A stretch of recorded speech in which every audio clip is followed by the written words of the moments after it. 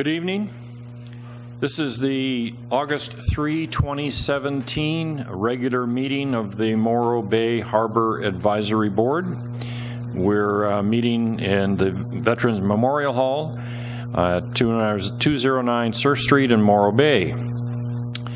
And we have a quorum this evening.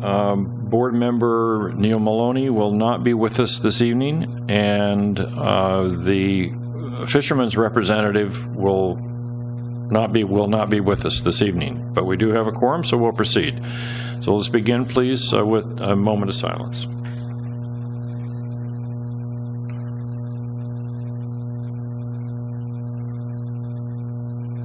Thank you. So, stand please for the Pledge of Allegiance. Bill, you want to lead us off? Yeah. I pledge allegiance to the flag of the United States of America and to the republic for which it stands, one nation, under God, indivisible, with liberty and justice for all.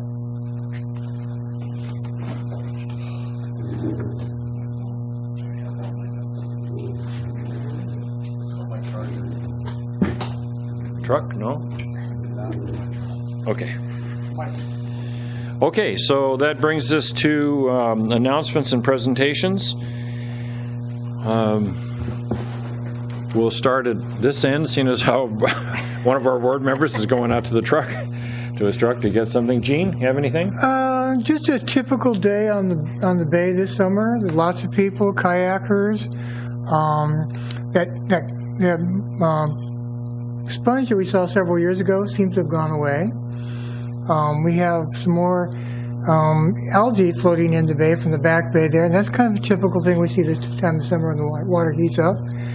And then we're starting to see more anchovies in the bay and some jack smelt. I haven't seen any sardines yet, but they're coming. So it's been a pretty typical day on the bay. Thank you. Lynn? Okay. Bill? It's your turn. Yeah, we'll wait for Dana. That's fine. He'll be back in a second. Does anybody know when his sailing foundation, did they already have their sale? Yes. Okay.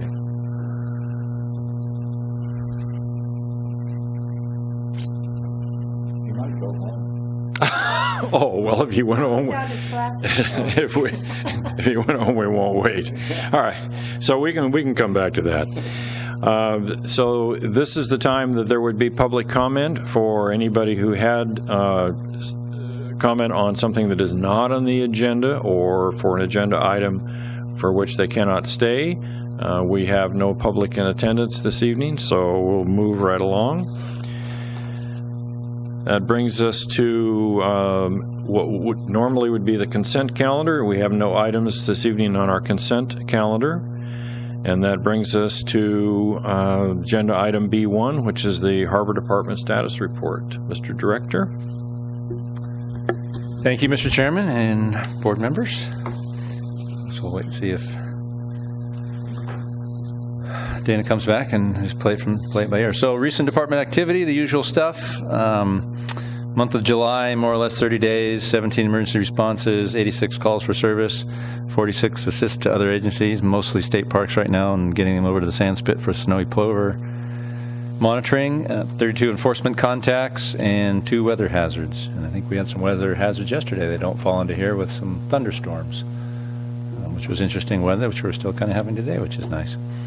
On July 3rd, a 21-foot Chris Craft lost power just south of Channel Marker 3 in heavy fog, which is inside the harbor, so we were able to tow him back safe in the launch ramp. Nothing occurred there. July 9th, we responded to a small fire out on the South T Pier. It was somebody probably used the top of a piling as an ashtray. Some of the pilings are hollowed out in the top from rot, and they make what some people think are good ashtrays. So we had a little fire there. Fortunately, somebody nearby saw it and put a bucket of water on it before it got any worse.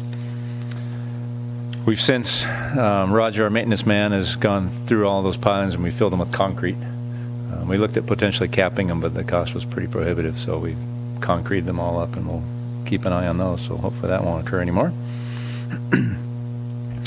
On July 13th, we responded to medical aid for an injured boogie boarder with head and back injuries at the dredge disposal area. Some of you may know him. He's not in attendance here tonight. He's okay. He self-transported himself to the hospital, and he's hopefully making a full recovery. On July 17th, we were dispatched into the back bay for a capsized canoe with 3 persons on board and a dog. Capsized with 3 persons on board is an oxymoron. A capsized vessel with 3 persons that were used to be on board.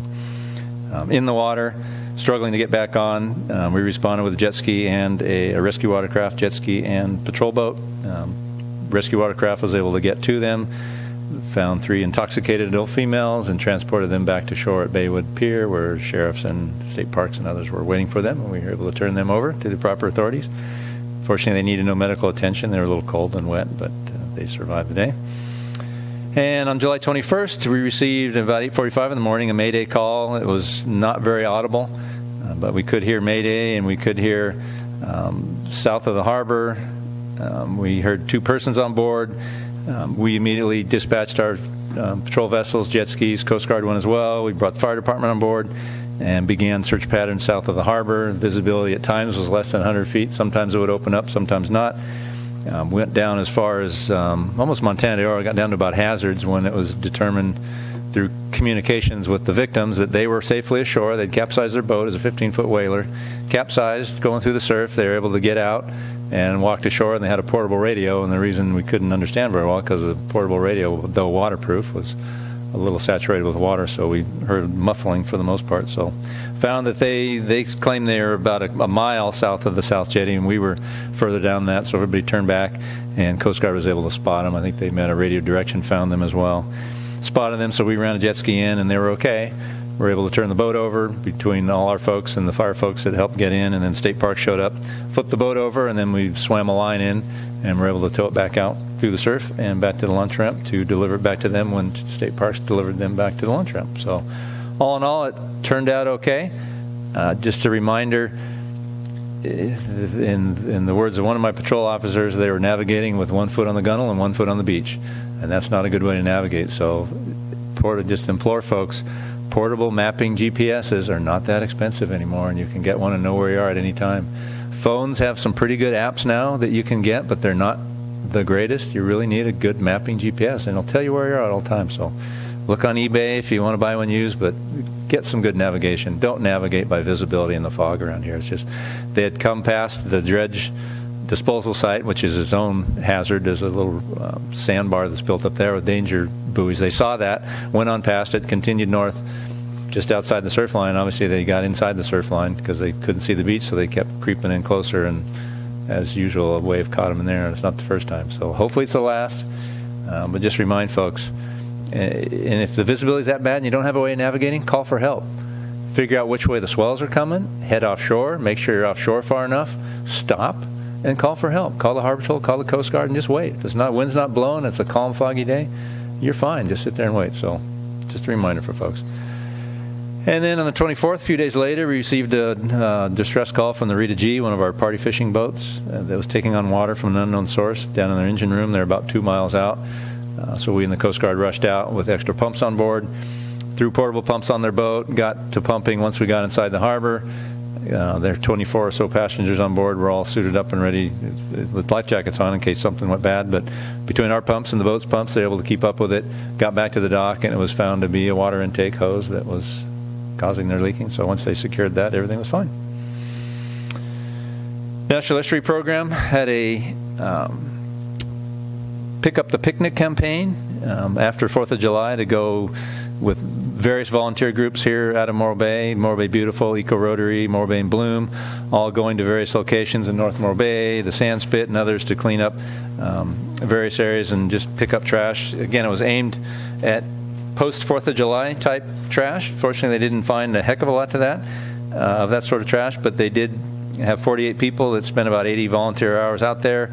About 1,000 cigarette butts were picked up, a couple hundred food-related items, but not a lot of July 4th fireworks type stuff, which was good. And we'll hopefully be doing that campaign again next year. On the harbor dredging front, Ahtna design build is done. with their dredging. They completed it last Sunday. They got all the yardage that they needed to out of the sand trap area, which is the area between the south jetty and that inner groin jetty. They're beginning mobilization. You've probably seen them starting to pull out pipe. They're going to start pulling, get the rest of the pipe out of the bay, and then start withdrawing the pipe that goes out to the nearshore disposal area over the next 20 to 30 days. Once the snowy plover nesting season is over with at the end of September, or when State Parks deems there's no more nesting plovers, which can be earlier than September in some years, they'll probably bring heavy equipment out to the sand spit and figure out how to get their 3,000 feet of stranded pipe out there off the sand spit. Again, another caution to the public. 3/4 or so of a mile south of the south jetty, out in 20 to 40 feet of water, is a shoal that at times is 3 to 5 feet deep from the dredge disposal area. It all ended up being built up in one location. It's marked with danger buoys. They're white buoys with orange markings that say danger. They've got flashing lights on them. The location, if you want it, you can call the Harbor Patrol or the Coast Guard. It's also in our agenda here for tonight. 35 degrees, 20.912 north, 120, 52.179 west. Just avoid it. It doesn't take very much surf to make it break, and hopefully that's all going to dissipate once they're done with dredging. We'll see how that goes in the next few weeks. Recent City Council activity. At their July 11th meeting, the Council adopted a resolution 4217 approving transfer of a majority of the membership ownership in Morro Bay Oyster Company from Neil's father, Dwight Maloney, to Neil. So Neil is now the sole proprietor there, and also execute some documents relating to a deed of trust, basically a loan on the property there. So that all got approved by the council on the 11th. And also on the 11th, the City Council gave direction to the Harbor Department and Community Development Department regarding the Working Waterfront Initiative, basically addressing the Harbor Advisory Board's request to incorporate or look at the ambiguities in Measure D and incorporate some language into the general plan, local coastal plan updates, as well as our working waterfront efforts and the mission statement and zoning and the policy stuff we're trying to get into policy, putting that in the general plan, local coastal plan. So again, on the 11th, the council approved that, and basically what they approved was the concept of moving forward with a couple of folks from the Planning Commission coming to and meeting with our Working Waterfront Ad Hoc Committee. I attended the Planning Commission meeting on Tuesday evening, 2 nights ago, and they did assign 2 members. They voted for 2 members and an alternate, and those 2 members were Jerry Luhr and Joe Ngafia, and an alternate, Mike Lucas. So I'll be getting with the Community Development Director, Scott Graham, probably tomorrow, and plotting out how we're going to meet, when we're going to meet. Likely we're going to be a Brown Act meeting, which means we need to be agendized and notified and have available for the public to attend, which is good. Not that we're avoiding public contact or public input. We certainly want it.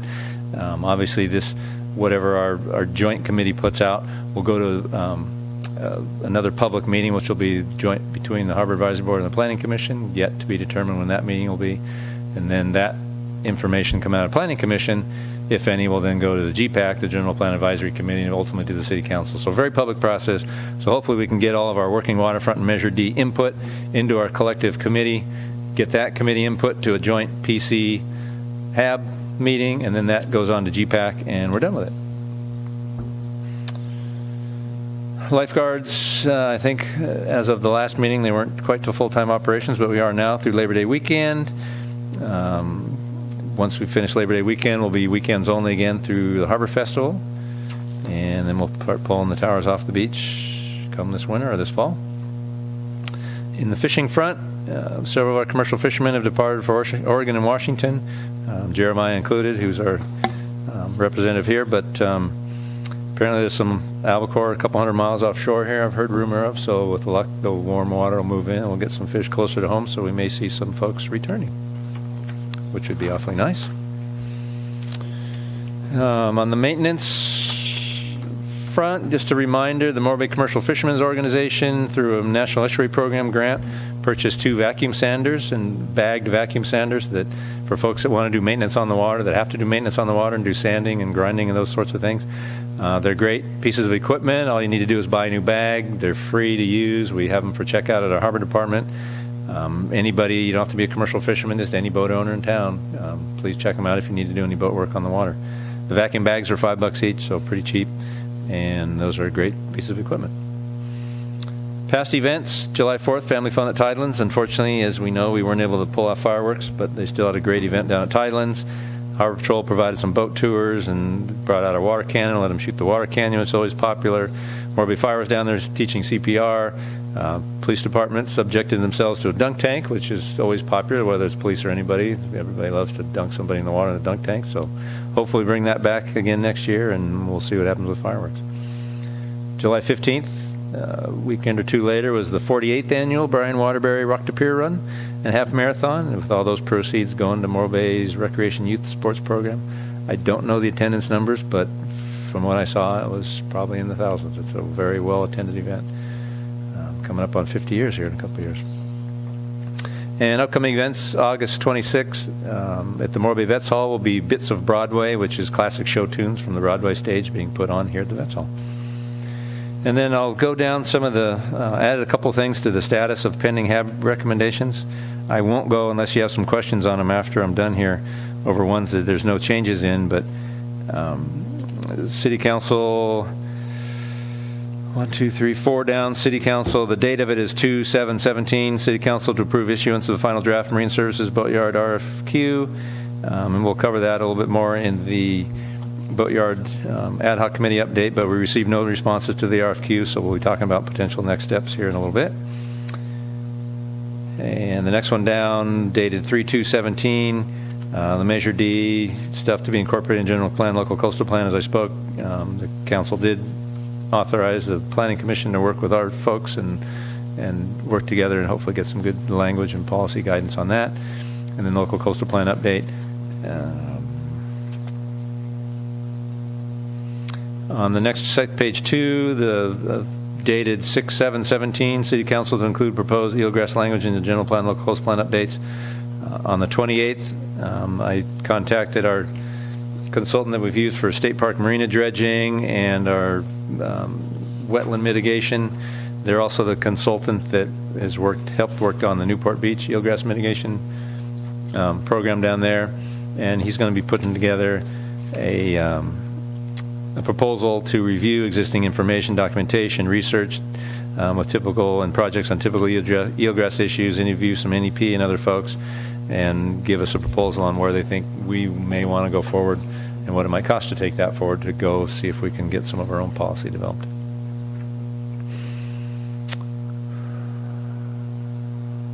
Working waterfront. Measure D, we already spoke about that. That should be it, I believe. Yep. Eric, can you give us an update on the Point Estero? Hey, thank you. I was going to bring that up in our boat accident. So the Point Estero went aground almost at Point Estero. Well, not almost. They're up above Cayucas. Went aground last Friday night in heavy fog, about 4 in the morning. Went into the surf spot called Abalone's, and if they could have picked a good place to go, it was probably the best place because they went right into kind of the paddle-out keyhole where the water's fairly deep, and so there's not a lot of wave action in there, and they relatively gently came up on a fairly evenly sloped bottom, but couldn't get back off.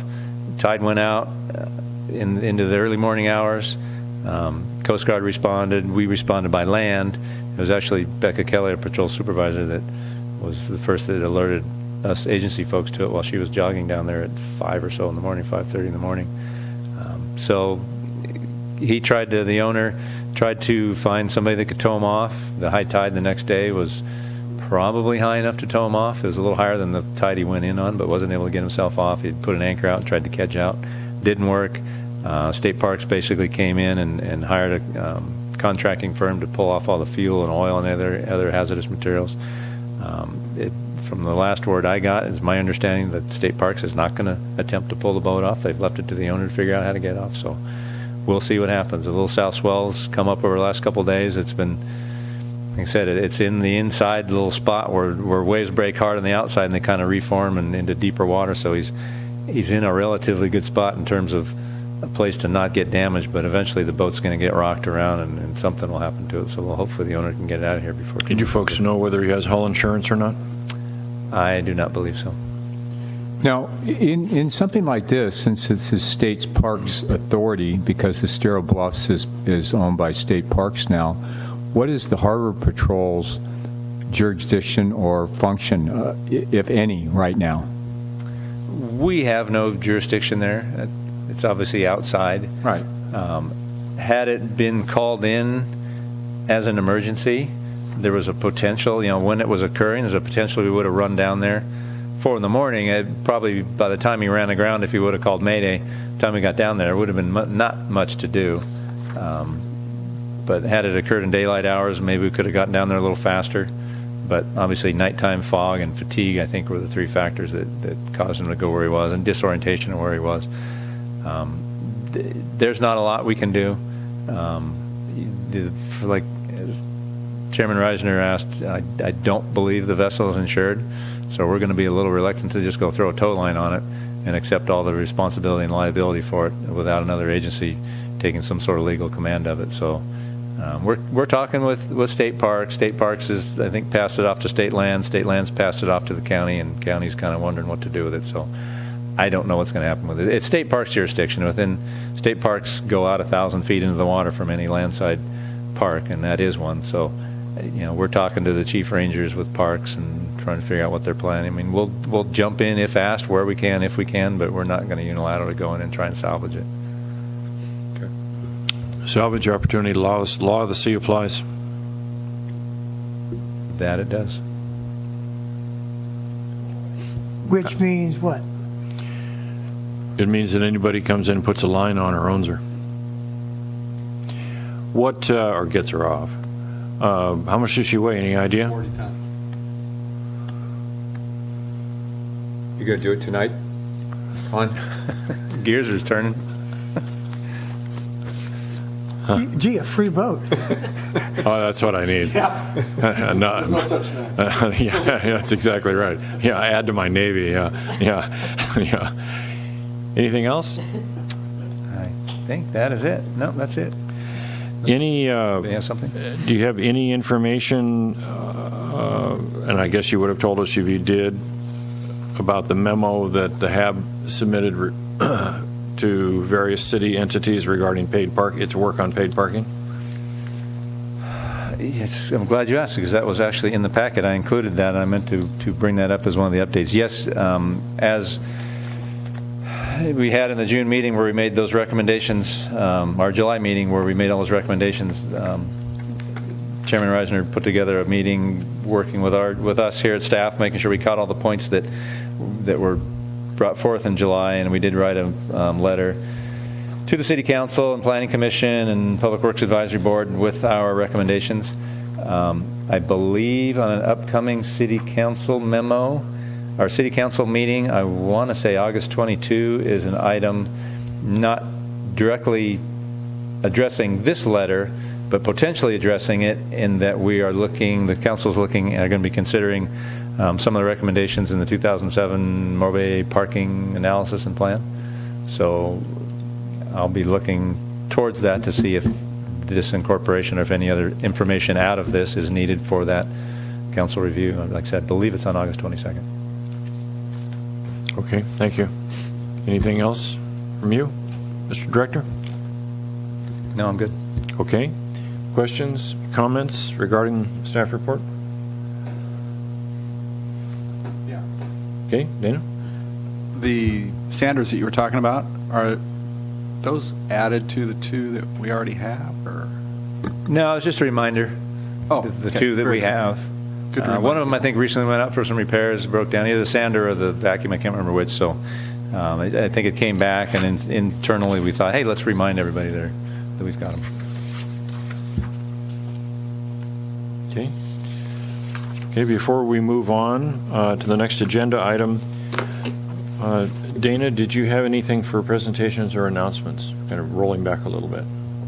No. How did your sale go? As in S-A-L-E as opposed to S-A-I-L. Oh, that sale.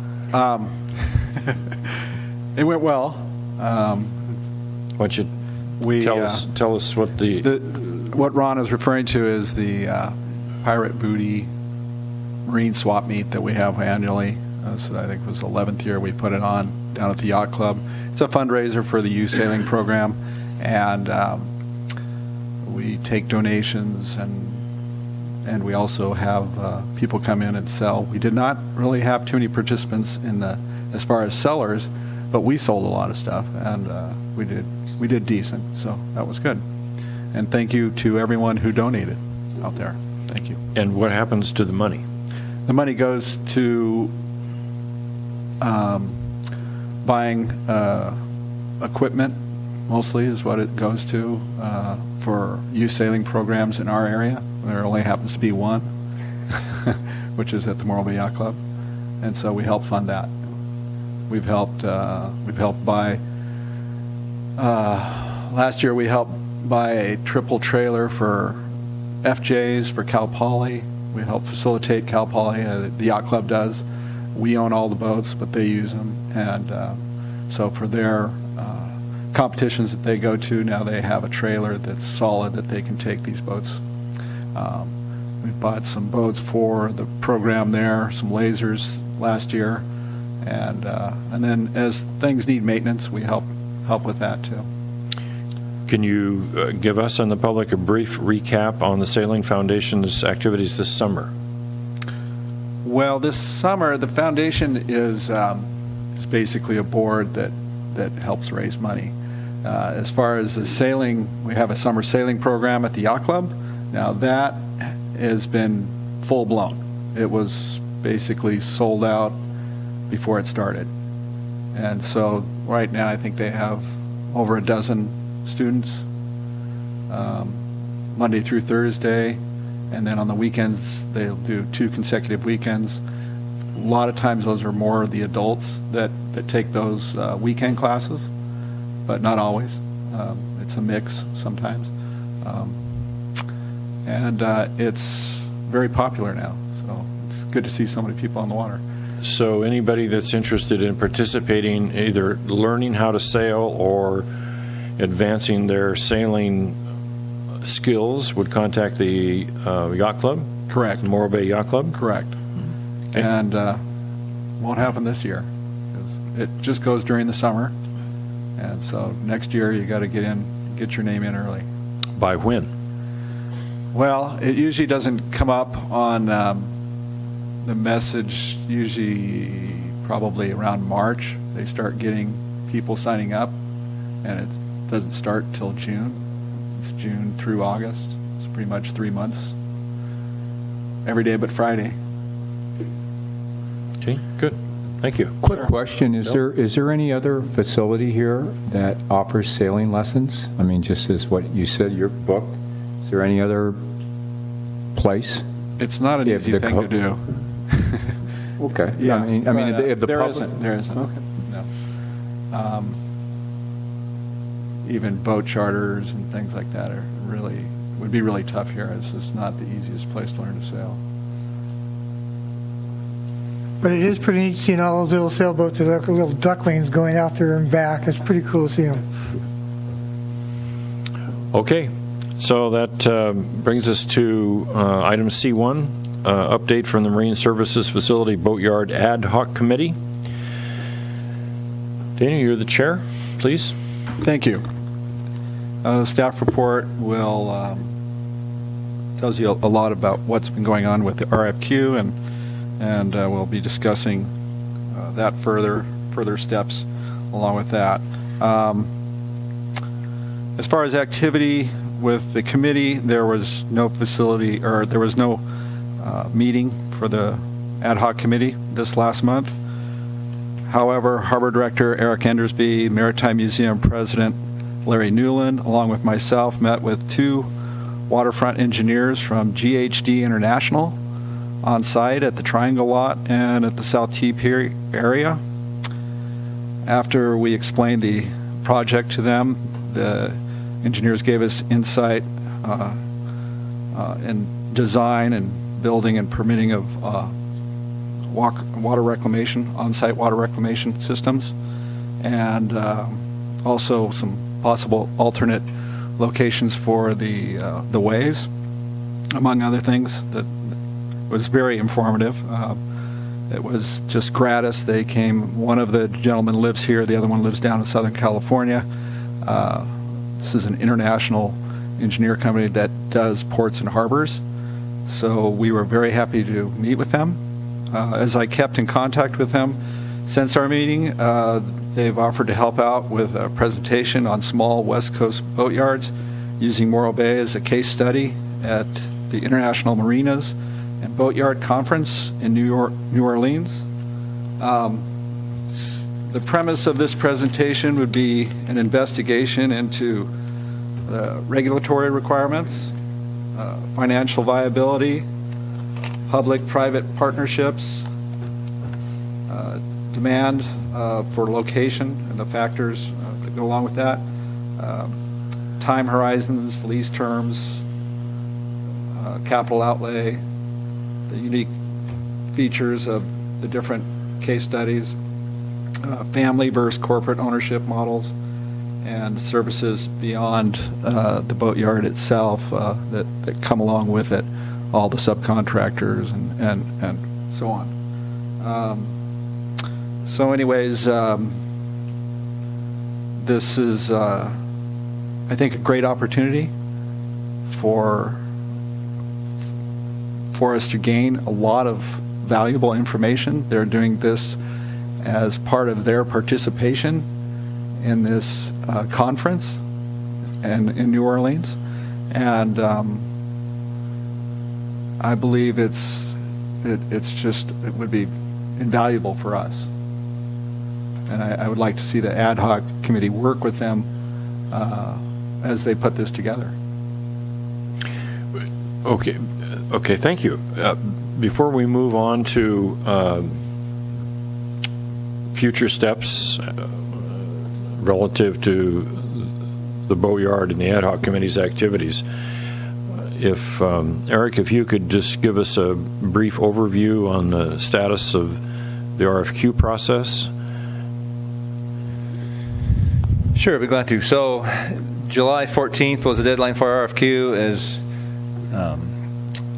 Dana said, we had that engineering firm, GHD, come and express interest, although they thought there probably wasn't enough city commitment to the site for somebody to spend the amount of time and money it takes to put together a full RFQ type proposal. So they didn't, but they're interested, and obviously they're interested in carrying a little of our water down in New Orleans, which will be interesting to see how that pans out. We had another engineering firm that contacted me within days of the deadline, saying much the same lines, but time was their constraint. They didn't have enough time to really put anything together, but they're still interested and want to be kept in the loop. So some interest out there, which is good. As far as next steps, we did back in March 2016, City Council authorized up to $50,000 towards full financial feasibility study. As you know, we jumped in with this RFQ as an interim measure to see if we could generate some interest. And again, obviously it didn't, so we'll be looking towards whether or not we want to develop that RFQ, and we'll see where we go with it here tonight. Obviously, it doesn't make sense to do an RFP because if you don't even have anybody interested in an RFQ, an RFP would come along further as city commitment or infrastructure was built, looking for somebody to really come in and do something solid on the ground.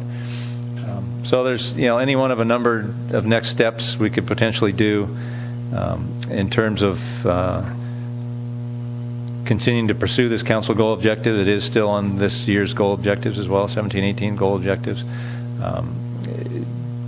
Looking for grant opportunities, again, attendance of that IMBC conference potentially, and I think it's the end of January 31st to February something. Do we want to establish a trial run of paid vessel parking and the storage in the portion of the triangle lot to kind of gauge what the need of that is or what the demand of that is, and maybe generate some revenues for feasibility study funding or seed money for the overall larger project. So number of potential things we could pursue. What I'm hoping to get tonight is if we have any solid recommendations for city management and the city council, that we bring those out tonight, and then we'll act accordingly and bring those forward and see where we go with the next steps. Okay, thank you. And as it relates to next steps, Dana, as the chair of the ad hoc, what is the committee's thinking regarding next steps? Do you have does the committee have something to propose to the HAB regarding next steps? Well, the committee hasn't had an opportunity to discuss this as with the most recent information. But personally, I would like to see us just continue working with this presentation that would come along. It's January 30, or the end of January is when it is, the conference. Seems to me, timing-wise, if we were to recommend recommend the feasibility study and RFP would have to be put together, then it would go out.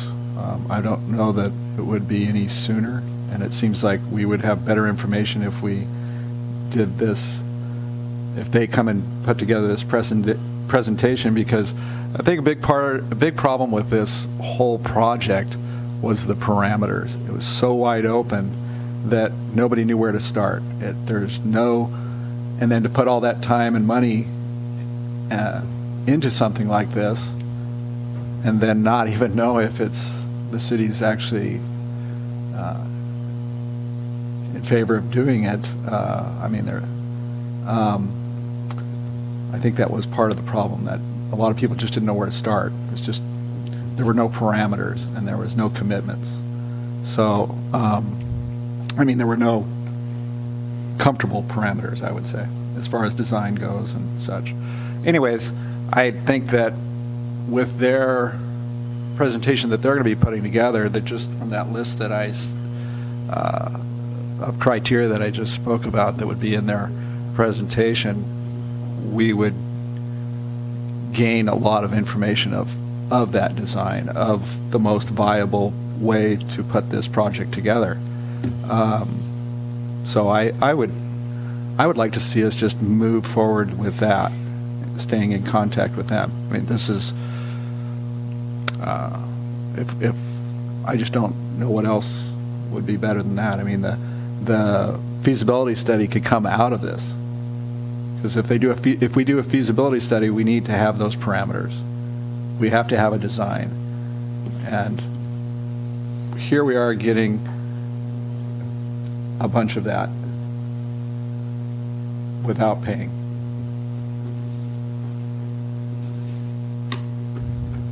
Okay.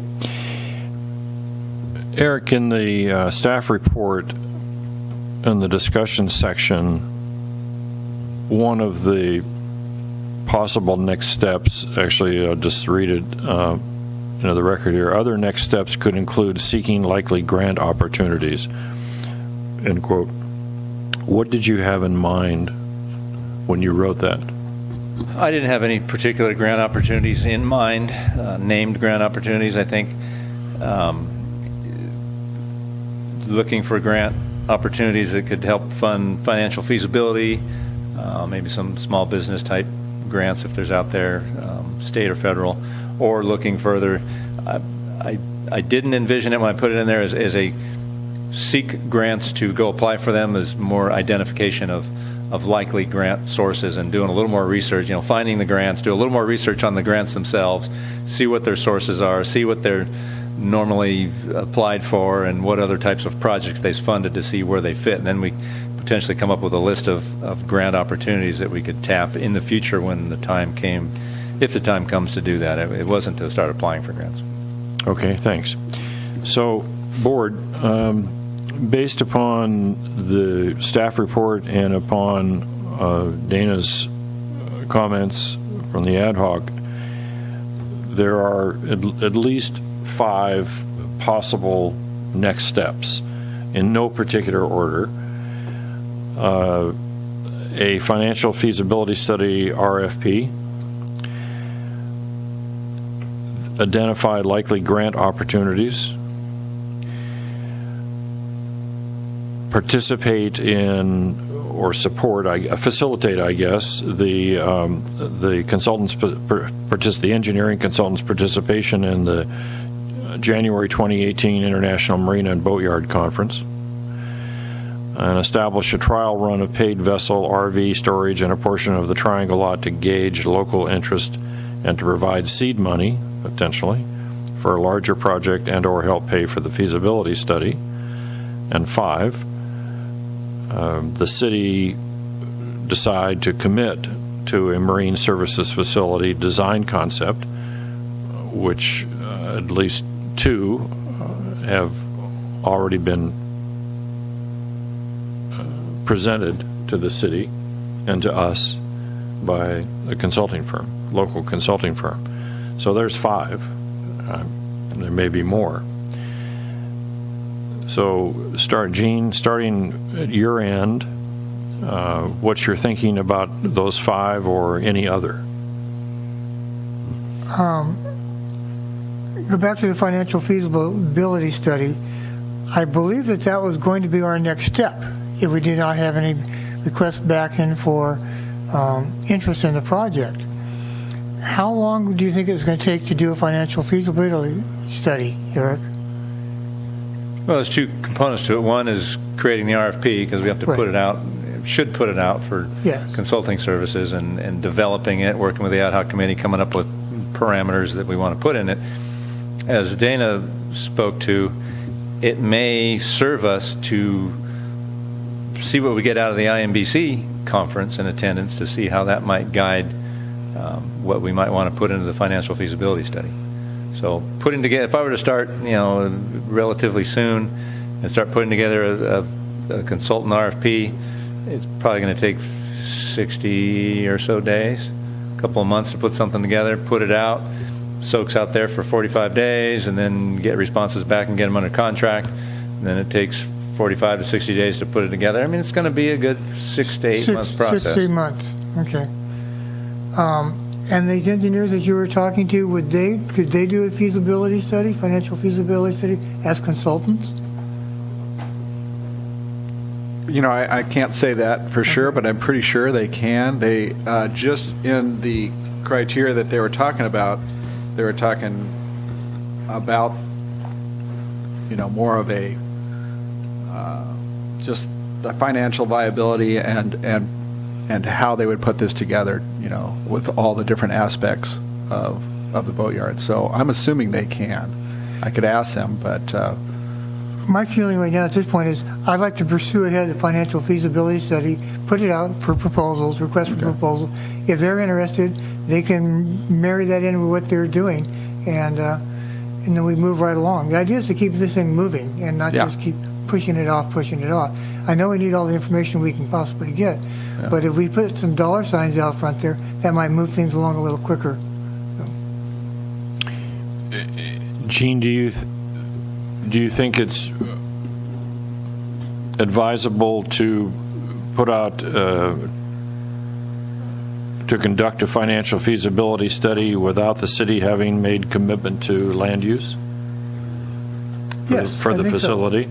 I think so. That was what our whole option was in the very beginning. Let's pursue this while we can and see what we can come up with. If it doesn't work, it doesn't work. But we need to get off of the dime and keep moving here. So spend the dime. So. Okay. Lynn? 5 and/or other? Okay. Firstly, if these engineering companies are going to take it to this conference in New Orleans, and it's not really costing us, but it's getting us a lot of information, I think absolutely that ought to be pursued with vigor. That should continue. I have a question. Would a financial feasibility study indicate to these engineering firms that you spoke with, the 2 of them, including the one that said they had not had enough time to really look at what we wanted, would that indicate to them that the city was very serious about it, or would only making a commitment, perhaps the land, dedicating the land for the facility, indicate to them a commitment on the part of the city that they were serious, that the city is serious about it and is willing to go forward? That's asking about an attitude. How would doing a feasibility study, how would it be seen by the engineering firms? Would that be seen as something of a commitment toward the haul-out facility? or not. I don't know. I would be asking that. If we would also get that kind of a benefit from doing the full feasibility study, then I would go along with Jean and say, yes, we keep going forward on that. But if we're going to spend the $50,000, it will have to be done, I'm sure, at some time. But the benefit of going ahead with the conference in New Orleans could merit us more, would be more beneficial without yet spending the $50,000. So I basically see those two things are as the probably the things that would be most beneficial to continuing with this project. Okay, thank you. Bill? Couple things. As Dana stated, we didn't get a lot of response because people didn't know how to respond. I mean, they felt it was just kind of broad. So what we should do is break it down into pies. I definitely think that we should probably try to pursue right now a storage facility. Now, who would run it? In other words, what I'm saying is that, I mean, I just was thinking about this after reading the agenda. Would the yacht club be interested in being a operator of a storage facility in the Triangle lot right now, today? Because my feeling, the city council is for this. I mean, I'm not going to speak for them, and it's also going to be, though, who's the first one that's going to make a commitment to that Triangle lot and do something? You know, we hear about parking, we hear about this, we hear about this. If someone can actually come up with a concrete plan, put it on a piece of paper and say, this is what we want to do with this thing, and this is what it's going to cost us, and this is what's going to cost for the city, I think they'll go along with it. That's my personal opinion. Because if we keep, you know, if we're going to be doing this for another 2 years, I'm sure there's going to be some other type of utilization for that Triangle lot that's going to come up. So my feeling is that we should pursue the engineering. I don't quite understand why this engineering firm is doing all this for the kindness of their heart, but that's, you know, I mean, if they are and they're doing this as a case study, so be it. I mean, I'm glad that, but I think that the ad hoc committee should maybe try to pursue parts of the whole proposal and gauge the interest and see if we can generate some revenue. I mean, I don't know if that's even feasible, Dana, but that's my feeling. Thank you. Dana? Well, I think we could do a few of those things out of your list of 5 items there. Obviously, I agree that boat storage should happen there now, as soon as we can, and I think that is one of our goals on the HAB. We've talked about it, but why not? The city wants to generate funds. That's another goal, work plan element. We should pursue that wholeheartedly. Feasibility study. You know, I've kind of gone back and forth on that in my mind as far as, yeah, let's go ahead and start that. And then I've gone, well, you know, these guys, they're going to give us a lot of information. What are you going to do a feasibility study on right now? What is the concept? So you're going to have to come up with that before you start your feasibility study. And maybe we start the process. I don't know, whatever works best. But you know, I'm leaving that up to staff and to figure that out. The steps it takes to get that going, and at the same time, we work with these guys. One of the gentlemen lives here, and I got to talking to him through the Maritime Museum, and he's very passionate about. You know, we started talking about the boatyard. That's how this all began, and it snowballed from there. And this firm has recently come into this area So, and he is on board with them. So that's how the meeting was set up, and we went from there. Eric has met these gentlemen too, and I just think it's a pretty good deal. So if we go ahead with the boat storage, working on that, and we continue working with the ad hoc committee, can keep in contact with GHD as they prepare this for the conference, I think that's a good way to go. Feasibility study, I'm just trying to think of how that works into everything. This is a complicated situation. The city is going to have to put a certain amount of infrastructure in to make it viable. The water reclamation and the ways, those are two different items. The water reclamation part could happen earlier as a washdown area if you did have boat storage already. I mean, this is a progression of the project. And that would be the beginning of it. Those are my comments. Okay, thanks. Eric, did you have anything, any kind of a management concept in mind when you included in the staff report the possibility of the trial run regarding paid parking in the Triangle Lot? Well, as Dan had pointed out, it's one of our revenue-generating goal objectives to pursue and look at and bring it to council for consideration. My idea of it would be take a portion of the yard, the back part, back, 20 feet, back third, to find some area, fence it in, mark it, advertise it, see who wants to store the boats. I appreciate all that part. My question was about management. Oh, as far as management of it goes, no. I'm assuming we would, since it's boats and we're the boat people, we'd manage it. Turning it over to the yacht club could be an option. Well, then you need to get into a partnership agreement, and you got to figure out the revenue split and all the rest of it. I mean, management of such a yard is not a terribly complicated thing. It's putting up a fence, marking some spaces, checking it from time to time, and collecting rent. I would foresee it as being sort of a self-serve. People, you get a key and you go in.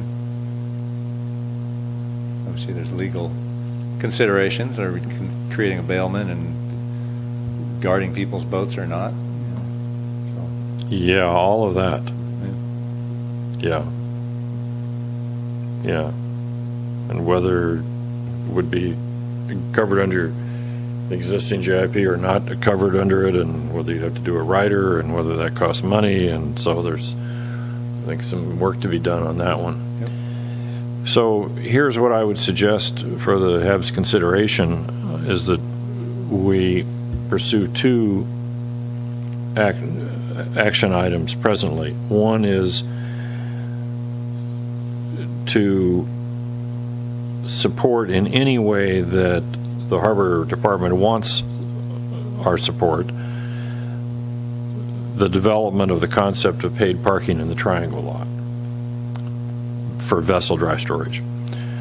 I don't know what necessarily we could do with that, but I mean, we'd be happy to help. Anything gainful that we can do, and hopefully it won't fall into a legal black hole.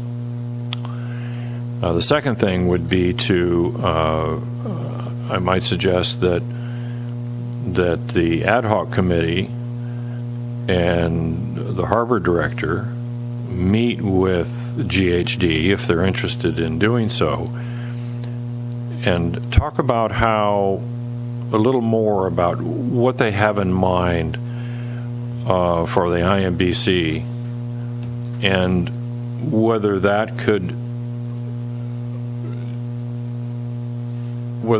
go hand in hand with the development of the criteria for financial feasibility RFP as a preparatory step to the development of that RFP. And given the timing, the calendar timing that the harbor director has explained to us, it sounds to me like the delay, if you will, if the city was to authorize an RFP tomorrow, the delay at most would be about three months. But during that period of time, something's happening, and that is potentially the development of the criteria for that RFP, for that financial feasibility RFP. Could there be a conflict of interest between these guys and any RF? Only if they're proposal? only if they're invited to participate, and I'm glad you brought that up. That's something that would have to be that because the city would put out the RFP, presumably the city would have to ultimately make that decision. That's why I described it as a discussion as opposed to a commitment. Eric, are you comfortable in writing up a request for proposal for a feasibility study at this time?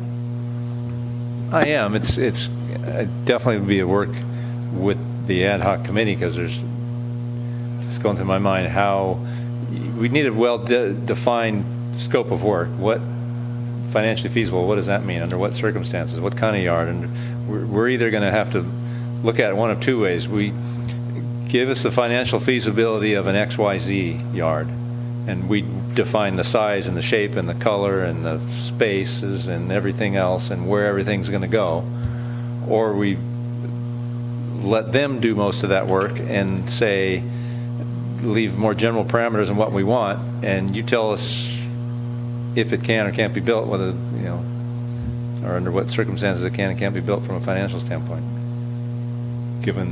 We'll factor our market analysis into it. That'll be part of the data that they can use. But So let me repeat. the answer to your question, yes. Let me repeat back what I think I heard, and then you correct me if that's wrong. So you're suggesting there could be two potential tracks. One track is that the city develops the criteria that drive the assumptions for a financial feasibility study. Alternatively, the financial feasibility study process develops on the basis of revenues, projected revenues, which require assumptions, that ends up defining the marine facilities concept. Yeah. Did I get that right? I think so, and I didn't explain my second, but the first part I think is pretty clear. We want an X, a Y, and a Z, and we spell out exactly where the ways is going to be, the size, and spell out most everything, and then they can go crunch the numbers and do all the engineering, get the estimates, and figure out how it all works and under what operational parameters they're going to have. The other model is under what because knowing the scale of our yard, the financial viability, we're pretty certain it's a going prospect. In other words, it's going to make enough money to support itself. But I've always been of the assumption that the city's going to have to put in a fair amount of infrastructure. No one's going to come in and build us a yard from scratch and operate it and make money at the scale we're at.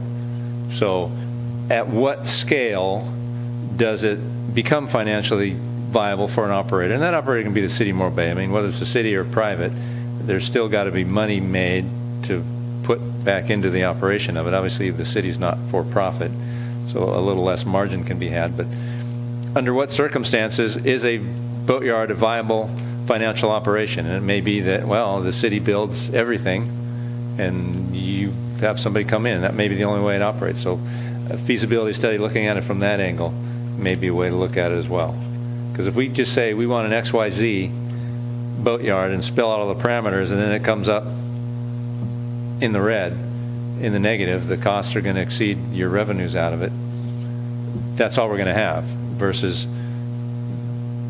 they look at it and see if it's under what circumstances it is financially feasible. That makes sense? Yeah, it does. Having been involved with both of those models in the past, and reflecting on how the last financial feasibility study was done, actually was a market analysis. In point of fact, correct myself, it was not a financial feasibility, it was a market analysis. The market analysis was based upon some assumptions as to the geographic market and a vessel size market, and the geographics included assumptions about count, about the market size. So it's difficult. I understand your second option. It might be difficult for a consultant to tell us what's possible without making some assumptions about revenue. But it is possible. But my experience, the way that happens is you start with cost. And you still have to make assumptions. You're going to have so much land, you're going to have so much facility, you're going to have a haul-out facility of a certain capacity, because all that devolves to cost. How do you see manipulating that to move forward with a financial feasibility study?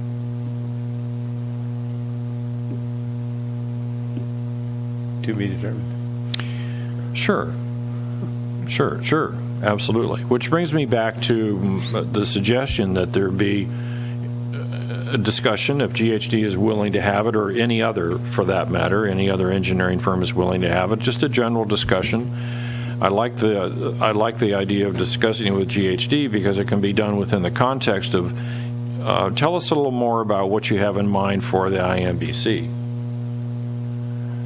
and without making and recognizing Gene's point about a potential conflict of interest, and without making any commitment, there's nothing to prevent the ad hoc and the harbor department from saying, you know, it would be great if you included this, and this in your model, in your discovery model.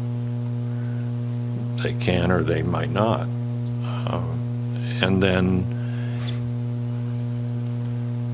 it's also, I think, worth bearing in mind that if this is going to, having made these kinds of presentations at conferences and participated in myself, I mean, if you're talking about a model, that's a hypothetical.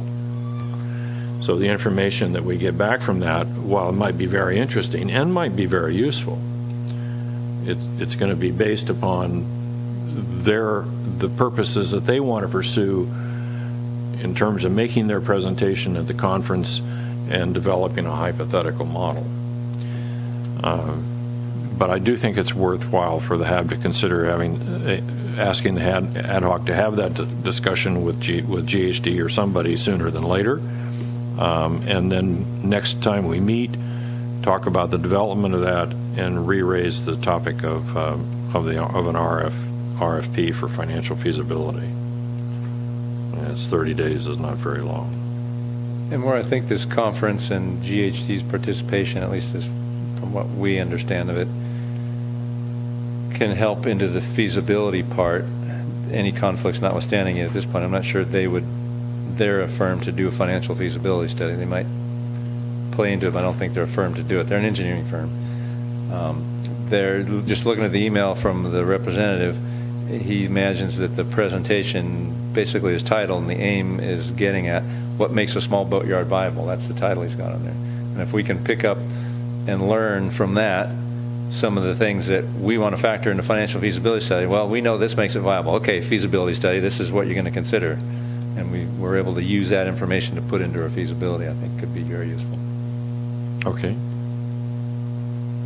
And unless the HAB disagrees, I think I would encourage a meeting between them and the ad hoc and the harbor director to learn a little more about what they have in mind and how they're going to proceed. Bill? Just so I can clarify, the purpose of this engineering firm to highlight Morro Bay at their conference, is this a sales tactic they're utilizing to try to get clients? I mean, I'm just quite, I don't think anyone does anything out of the kindness of their heart, unfortunately. They're an engineering firm. Okay. They attend these conferences annually. They're members of IMBC. Right. And like most company-type members of professional associations like this, Harbor Masters, CMB, whatever, they are participatory, and yeah, they're there because they're part of their marketing. They get their names out there and they participate and they do presentations. And when somebody like me sits down and sees a presentation by GHD, we go, "Ooh, that's good. I gotta remember those guys." I mean, yeah, sure. Okay. So they're using Morro Bay as their guideline. And We just happened along at a fairly opportune time that they were, whether they were planning on doing this sort of a presentation at the conference or not, I don't know. They do. He does state that this is one of 4 boatyards on the West Coast that would be, these case studies would be done in this presentation. Presumably a 1-hour presentation, and as Eric said, what makes a small boatyard viable. So, this is just, like he said, where it just happened along at the right time, because he already has 3 others. It's just, here's another one in a completely different area where there's nothing, north or south for another 120 miles or whatever, so this just fit in. Okay. All right. Anything else? Let's get these guys on board. Okay. So, is the harbor director and is the ad hoc committee comfortable moving forward? Did the HAB make clear what it is it has in mind? Yes, this is what I was looking for. Okay. All right. So we'll look forward to the results of some kind of a meeting with those folks in the September meeting. Okay. Another clarification, and at the September meeting, are we also going to get a little bit of a presentation on the feasibility of a storage yard sooner than later? Well, it's the city's property, and it would be the city's endeavor, so I don't think we can do any more than request. So that the city consider that. Eric, would you recommend that we do that through you, or would you recommend that we send a communication to City Council, who we serve, telling them what we have on our minds and that we'd like to see something developed? I think what we ought to do is, since this is tied at the hip to the boatyard, we've got 2 council goal objectives. I think we can pursue them both at the same time. I purport we can do them both at the same time. I'll bring back in September some basic parameters, operating theories, flesh out the storage concept a little bit more for your consideration, and then if we make a recommendation for it, then we push that to the council, because it is research and bring to council for consideration. And then I'll get it, we'll send a letter to the council and we'll get it on a future agenda, hopefully pick it up as a future agenda item and bring it to council for approval. Yeah, it punches by my count, 3 different work plan, Harbor Advisory Board work plan items. Certainly would like to see it move forward. I mean, thinking about the boating here, boats tend to go into storage in the fall. So that would be the opportune time to hit it. Yeah. Okay, are we set with that? Anything else on that item? Okay. So that brings us to C2, update from the Finance and Budget Ad Hoc Committee. That chairman is not here. I'm a member of that committee. I'm not aware of any meeting. Eric, did the committee chair and you have any work over the last 30 days? No. Okay. So C3 is update from the Eelgrass Ad Hoc Committee. And there's a staff. Lynn, do you want the staff report to go first, or do you want to go first? What would you like to do? Well, actually, the committee itself has not gotten together. We were sort of waiting for what was going to come out of the general plan, or for some kind of direction from City Council. Staff. Okay.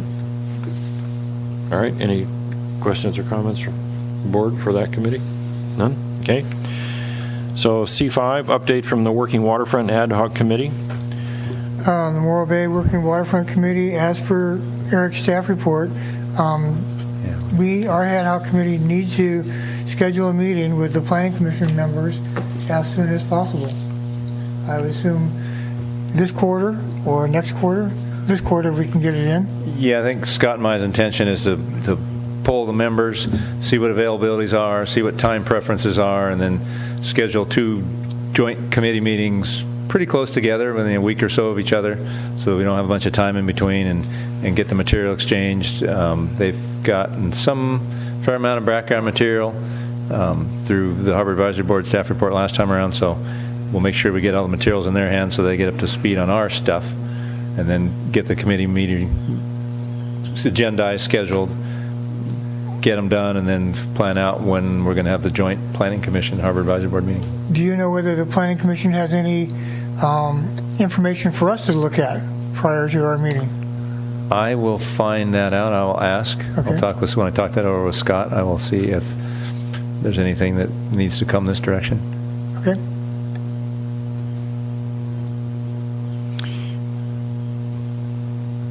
The Planning Commission identified 2 of its members to participate on their ad hoc.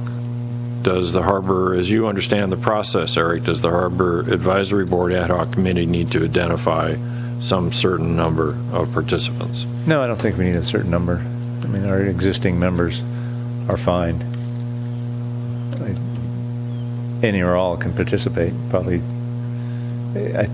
Because we're putting together these 2 bodies, even though neither of them are a quorum of either body, it's the city attorney's opinion that because we're putting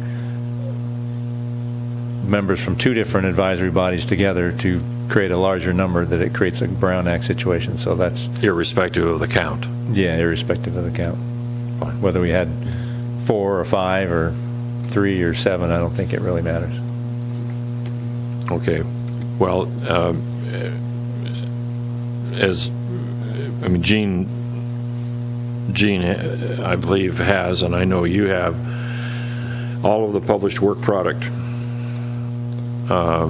from the ad hoc committee and the HAB. Do you know just offhand, Eric, whether all of that work product has been provided to the Planning Commission? I believe it has, but I will make sure that it is. When talking with Scott, when we start plotting this thing out, I'll make sure I forward him everything. Okay, now it has been publicly available through City Council meetings that we took last week, or on the 11th to get this authorized. All the material was in there, all of our ad hoc published material. So, but I'll make sure that we get it specifically in their hands. Okay. Do you want the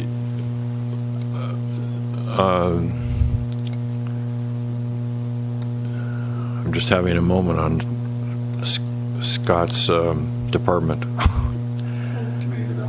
Thank you. Do you want the Community Development Director and the Harbor Director to facilitate the logistics of this, or do you want the Harbor Advisory Board Chair and the Planning Commission Chair to facilitate it? Or do you want to have the 2 ad hoc committees facilitate it?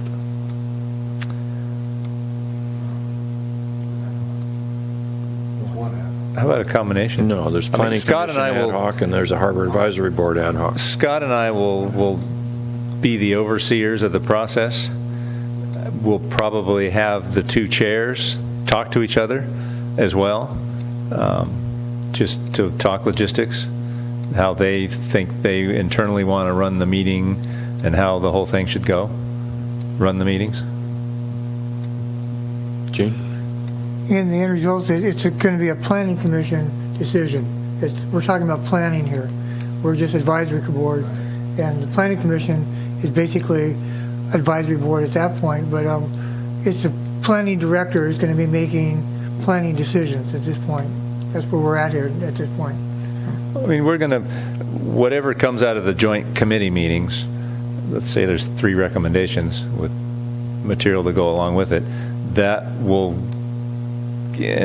those recommendations would go forward to the joint Planning Commission Harbor Advisory Board meeting, whether, and this is logistics for Scott and I to talk about, and the city manager, whether those recommendations go in front of the combined board, and you've got 12 members voting on one thing, or whether each Harbor Advisory Board or Planning Commission votes individually, that's yet to be determined. But whatever comes out of the joint HAB Planning Commission meeting, that goes to the GPAC, the General Plan Advisory Committee, and then you're done with it. I know you've already communicated this, and I appreciate that you have, where the Harbor Advisory Board and its Working Waterfront Ad Hoc Committee are highly disposed to get this handled in August. I know you've already made that point. Right. But hopefully the Community Development Director and the Planning Commission Chair appreciate that point and are willing to make the commitment to the time. Yep. Okay, so we're waiting to hear from you. Thank you. C6, consideration of recommended changes to the current shark sighting and public notification protocol for Morro Bay. Mr. Harbor Director? And before you go to that one, before I scare everybody, you skipped C4. I did. Sanctuary, although I assume there's no report. I did skip it. Thank you very much for reminding me that I'm the chair of that committee. There has been no activity since the last meeting as it relates to that committee. Thanks. Okay. That brings us to C6. C6. So,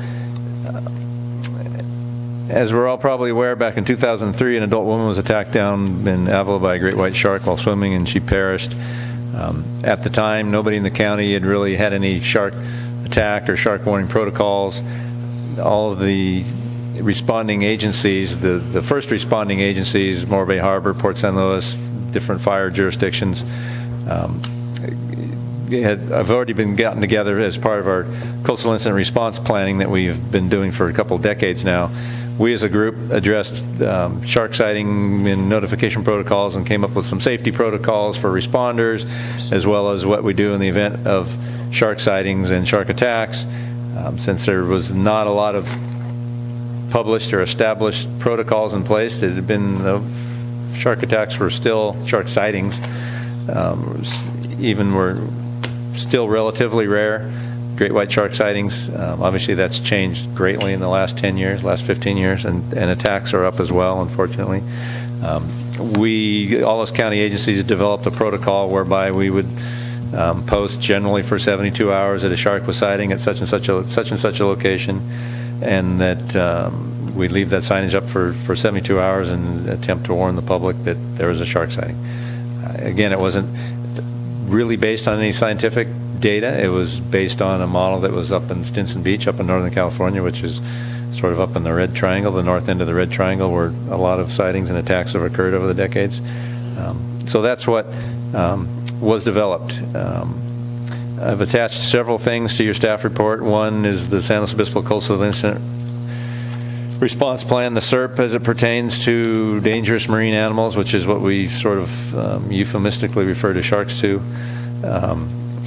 We've got some USLA, United States Life Saving Association, position statement on shark bite prevention and response, as well as some other material, some signage that we use, and some other signage that's around the nation and the county that's used. Basically what we do now, what most agencies do now, although it's starting to change, and that's why I'm coming to you with this, in the event of a shark sighting, and generally, it's not going to be a 4-foot leopard shark in the Back Bay. Obviously, it's a dangerous shark potential.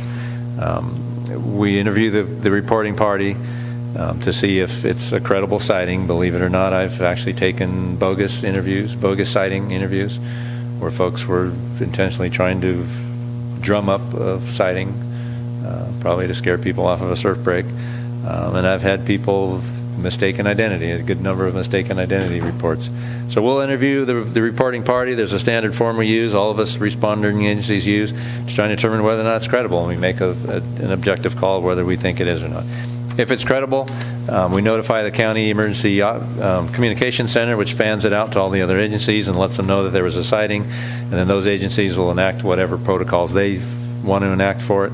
For Morro Bay, anything currently within Point Bouchon down at the south end of Montana de Oro on the south to Point Estero up above the Abalone Farm. If we've got a sighting within that radius, we'll do our postings. Other agencies have their own parameters. So those postings, we'll put postings up, we'll put signs up, the location of the sighting and the date that it was reported. Those go up to 72 hours. Again, I've got an attachment in there of what one of our signs looks like. And then we'll attempt to notify persons in the water surfing or swimming within city limits of a sighting. So let's say we had one at Morro Rock and it was 50 feet outside the surf line. We'll put a boat out and we'll attempt to notify everybody in the water. If it's lifeguard season, obviously the lifeguards will stay on it during the day and notify folks of what was seen. Then we'll get the signage out and get folks notified. And we'll try and maintain that for 72 hours. And again, for a sighting confirmed within the greater Estero Bay area by another agency, Cayucas Fire, for example, in the north, or state parks down the south, we'll follow the same protocols. And then in the event of a shark attack or an aggressive behavior of a shark, in addition to these notification protocols, likely we'd be evacuating the water and closing areas of the water depending on the nature of what occurred.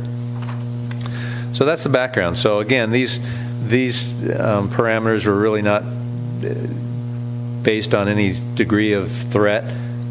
Obviously, a shark that's sighted in Cayucas at 12 o'clock in the afternoon could still be in Cayucas at 1 o'clock, or it could be at Montana de Oro, and maybe even further, depending on how motivated that shark may be to go move somewhere else. So really isn't indicated of 72 hours isn't indicative of any degree of threat or any degree of safety, and that's one of our concerns, is that there's a general feeling out there that when the signs go down, the water's safe, because the shark's no longer potentially a threat because the signs are gone, which really isn't the case at all. Great white shark sightings obviously incidences have increased in recent years. Just had 2 attacks, non-injury attacks down in Santa Barbara last week on the same day. One in Goleta, the nose got bitten off a stand-up paddleboard, and a kayaker got his kayak bitten right off Stearns Wharf and knocked out of the boat and had to swim over to a nearby boat and climb out. So Southern California, you see news reports constantly, mostly juveniles down south of Point Conception, but there's some large ones down there too. And they're on the increase.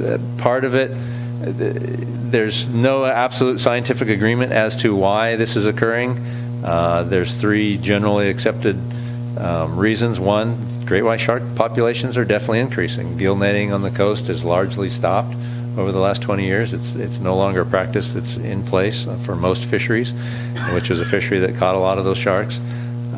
Environmental factors have changed. Ecosystems have gotten healthier. Water's, there's, largely because of fishery and other restrictions have been put in place, but also because water quality's gotten better, environmental health has gotten better. Shark populations have increased. Part of it is more people in the water. 20 years ago, there were less people surfing and swimming in the oceans, and now there's people stand-up paddling and kayaking and using the water left and right. So there's more people in the water, and there's environmental factors, warmer water, El Niños, global warming, whatever you want to call it, whatever you want to label it. The water patterns have changed, and we've got more sharks just on the California coast, West Coast in general. So there's more animals out there. Folks, for the most part, are generally taking it for granted now that there's sharks in the water, just like there's bears in the woods and there's coyotes and cougars in the hill. And social media is another phenomenon that's relatively new, where in the past, if somebody had spotted a great white shark, surfing, off of Cayucas, maybe only him and his buddies knew about it. Well, now it's posted on social media and everybody knows about it within an hour. So all those things have increased the incidence of sharks, sightings and shark incidents, because there are more sharks. So some statistics. In 2016, we had 14 confirmed sightings within Estero Bay. So far in 2017, we've had 4. 5 years ago, it probably a quarter of that number. 10 years ago, probably even less so. So much like, like say bears in the mountains, cougars in the hills, and rattlesnakes in the canyons, great white sharks are a fact of life. And that we put up a sign and take down a sign really has no bearing on whether or not there's a shark there at any particular moment. So we're looking to and recommending that we move towards a more effective protocol where permanent advisory signage is posted. I've got some examples that the National Park Service has adopted nationwide, and they're starting to put on some of their beaches. They've got it's a blue sign. It's got a lot of other beach and other hazard information, but it's got a shark pretty prominently displayed and a few tips on what you may or may not want to do around that shark or in those kinds of waters. We believe that sort of a signage is more warranted for around here. Our signage that we have now, for those of you who've been around a while, as you may remember, we used to have a vertical pole sign that probably 20 years ago had 2 signs on it, no parking, and maybe an advisory sign of some sort. Then another pole extended off of it horizontally where 2 more signs got put on, then 2 more, and then pretty soon it was a big Christmas tree of signs. We changed those about 15 years ago to the 2 white signs that are there now, lower to the ground, and those have now turned into big Christmas trees. So we need to get rid of those and get some new modern signage. Signage technology's changed. You've seen the sign at the launch ramp of the Mojo. Graphics have gotten a lot better. We can print those relatively inexpensively. So we're looking at going towards one sign that has the beach information, the do's and don'ts, and the shark information, water health and other things all in one sign. Much more attractive, make it more of a kiosk situation rather than the pole signs that are there now. So we're looking for basically a Harbor Advisory Board endorsement of that type of an approach. We would still interview reporting parties and deem a sighting credible or not. We would likely, since we have a guarded beach, lifeguards have an obligation and duty to warn the public of hazards. Down in Pismo Beach and other state park units, they'll put up, I think it's a purple flag, when it's the USLA adopted standard for a shark sighting. So we'll likely look towards our lifeguards flying some sort of a flag when there are sightings. And then we'll get underway as well. We'll still continue to get underway and do an investigative patrol to see if we can confirm the animals there or not. And then again, obviously, if there's a shark attack, or what I call demonstrative aggressive behavior, like a shark charging or bumping a human, or an attack on a marine mammal, a witness attack on a marine mammal nearby, we would consider evacuating the water, probably at least until sunset, and then reevaluate in the morning after consulting with some shark experts and see what they recommend. Eerily enough, as last week as I was writing up the staff report, I got a call from Ralph Collier, who runs the organization, I think it's an organization of one, called the Shark Research Committee, but he's been researching white shark incidents and attacks on the West Coast for the past probably 35 or 40 years, and he's actually written a pretty interesting book I've got here. He's one of the leading experts on white shark behavior and incidences on the West Coast, and I asked him about following this kind of protocol, and he said absolutely. Putting up signs and taking down signs makes no sense at all. So he happened to call while I was writing the staff report, which was kind of odd. So anyhow, in conclusion, there's been a couple agencies in our county that have adopted this type of protocol. Pismo Beach, CAL FIRE has adopted it. State Parks is considering it at this time, going to, at least in this San Luis Obispo County unit, is considering it. National Park Service nationwide, again, the sign you have there with the bluish one with the shark on it, that's what the Park Service has adopted. We've reached out to them. We can get the graphic file for that. They've offered it up to us, so we'll hopefully save some cost in that if we go with that. And so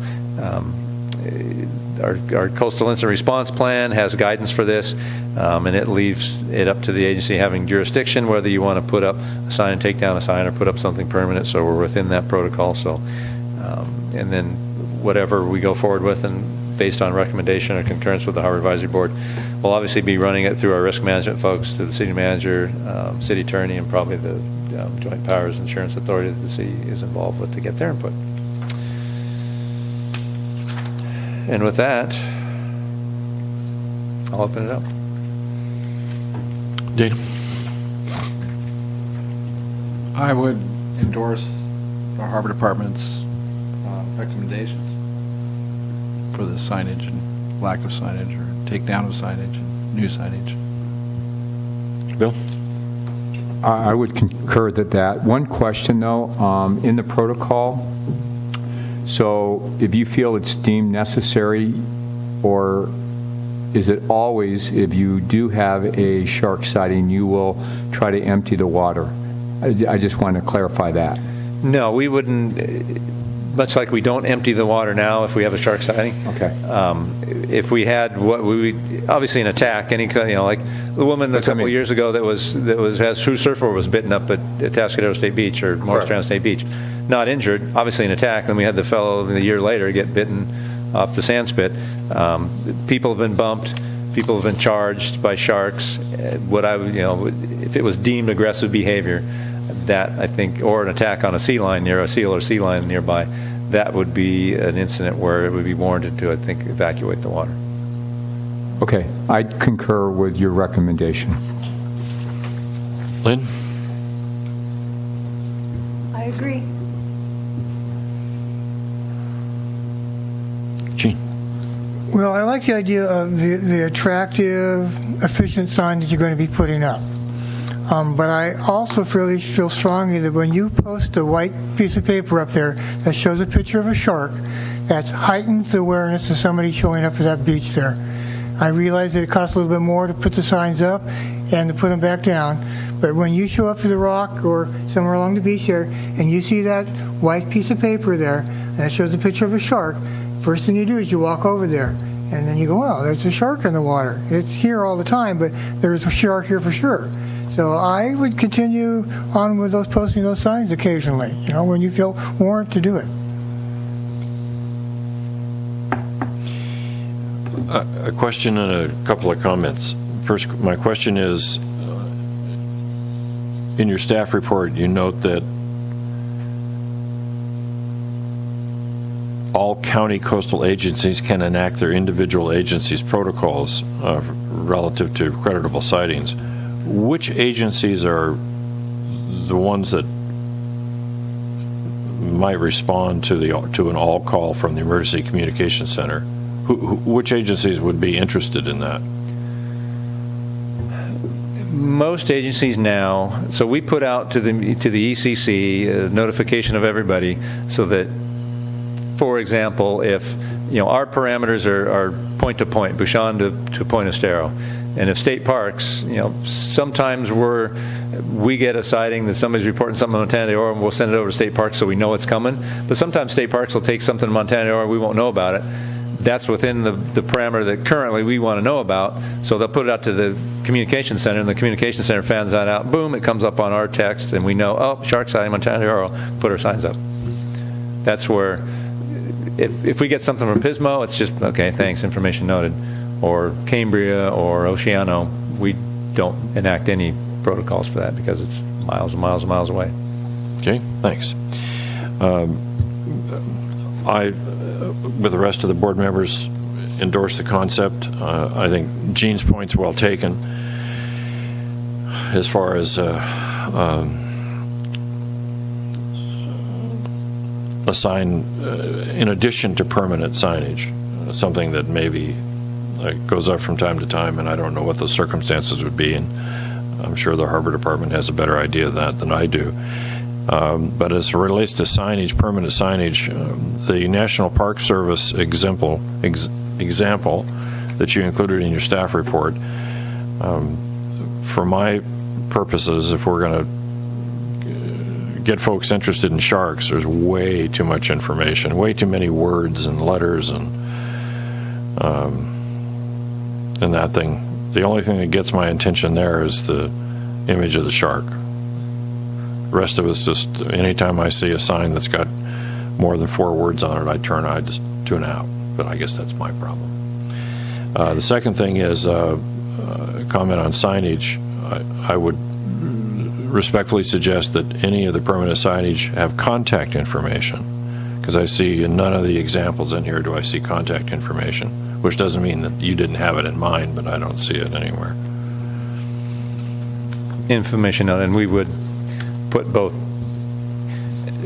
emergency, obviously dial 911, plus just general information, and probably on the ones down at the rock, and probably on the creek, at least on the south side of the creek, the lifeguard tower staff, go talk to a lifeguard.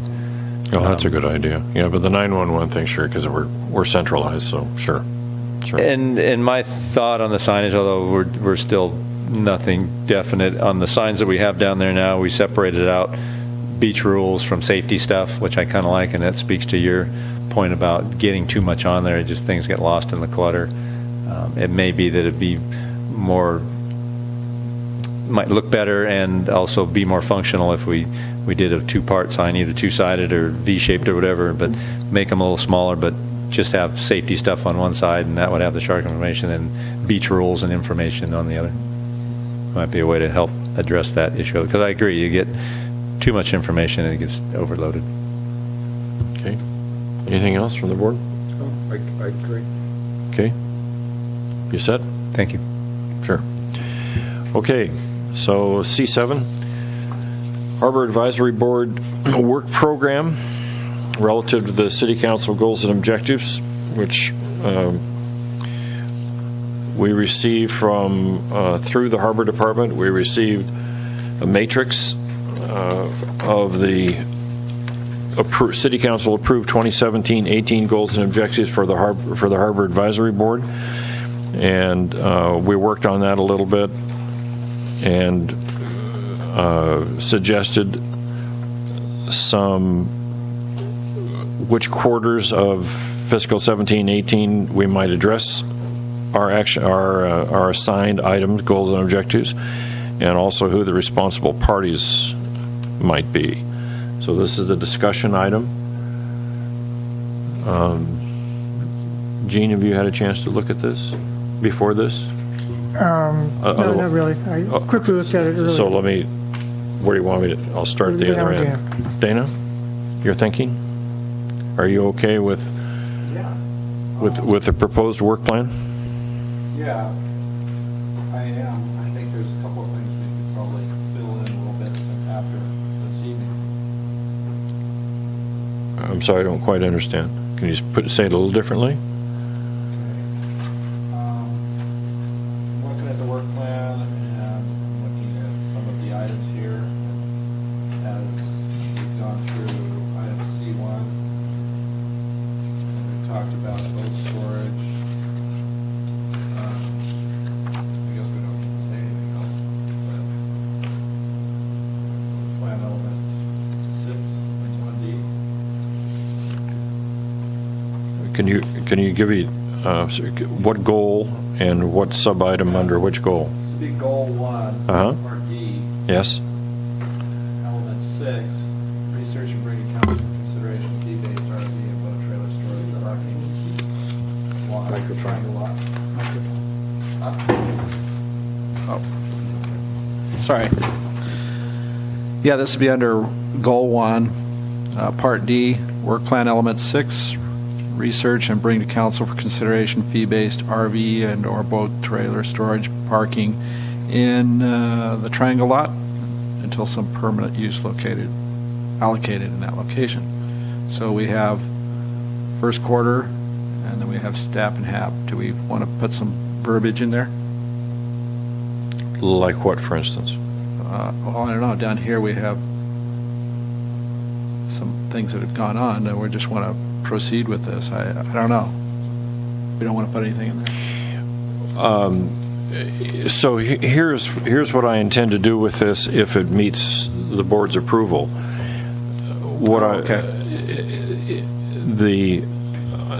The agendas, the Harbor Advisory Board meeting agendas, would be developed in part with this in mind. So if you see a quarter 1 or quarter 2 or quarter 3 or quarter 4 item, will, depending upon how much time we think might be involved, calendar time, and also person time, we would put it on one or more of that quarter's agendas, and I should have said that in the front end, so to help out a little bit. Okay, understand.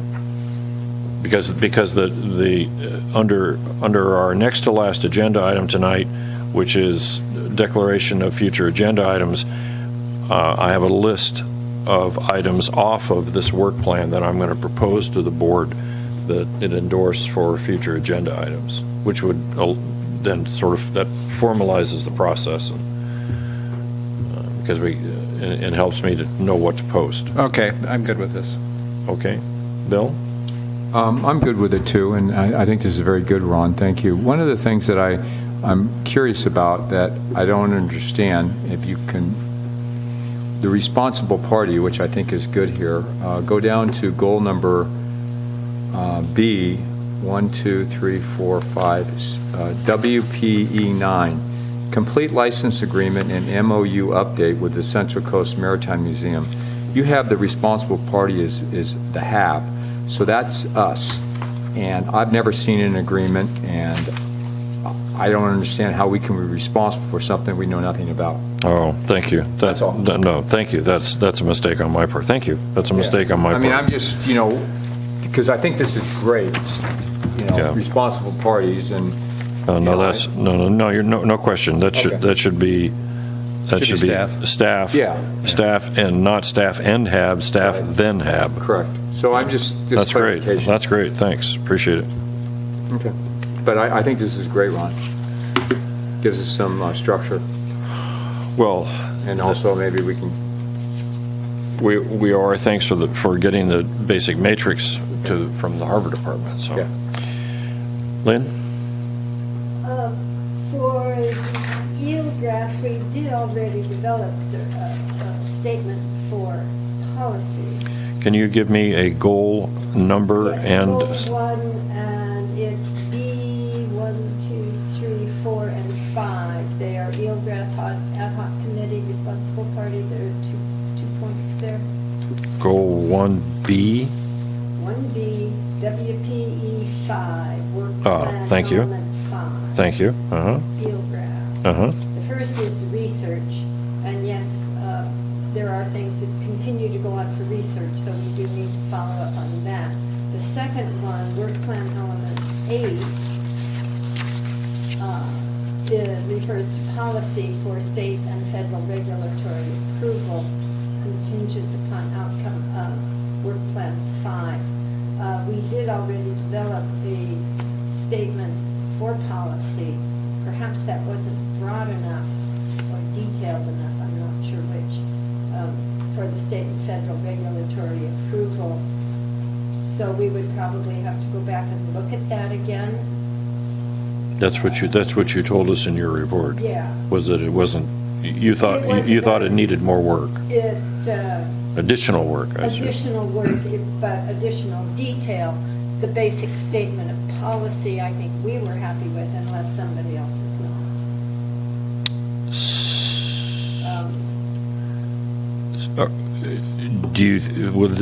If this gets put on a first quarter agenda item, which we only have 1 month left, Right. or a second quarter agenda item, would it just take care of itself, or do you think something needs to be clarified? Perhaps clarification, if it ended up here, then perhaps clarification would be necessary.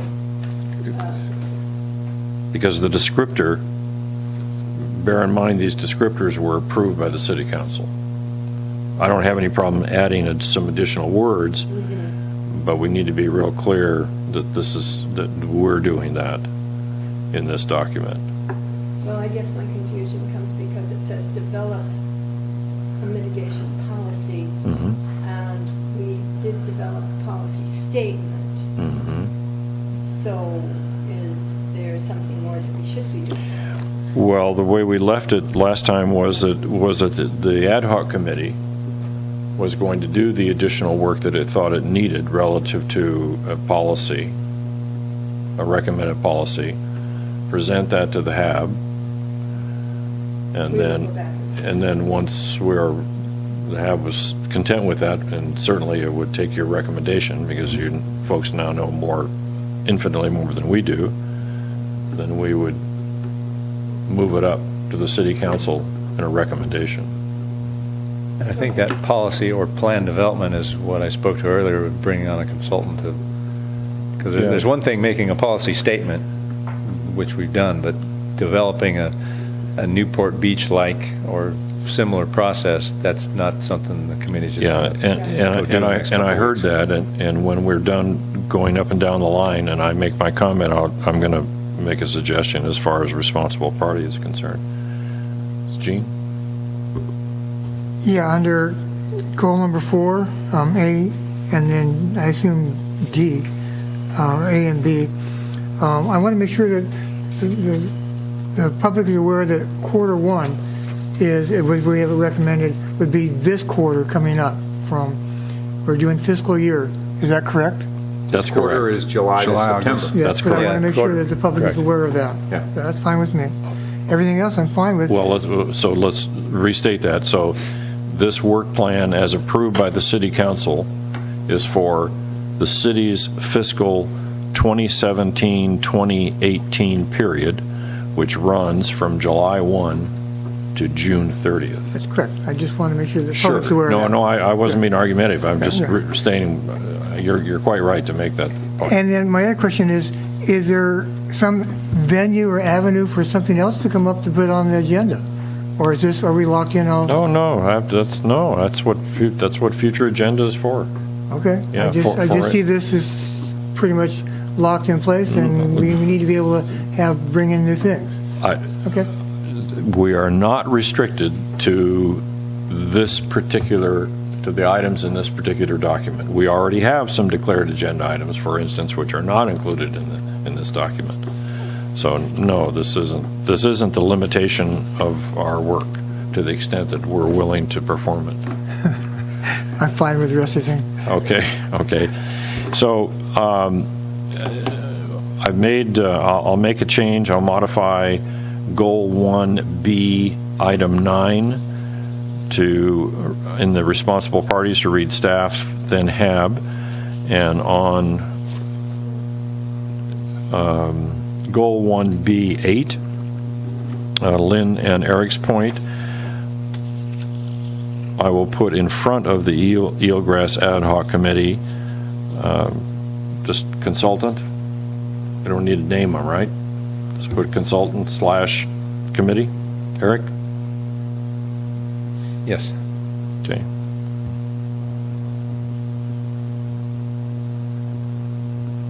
Okay. Anything else on this? No. Okay. Eric, you okay with this? No, I'm fine. Thank you. Okay. Fine. Really? All right. Okay.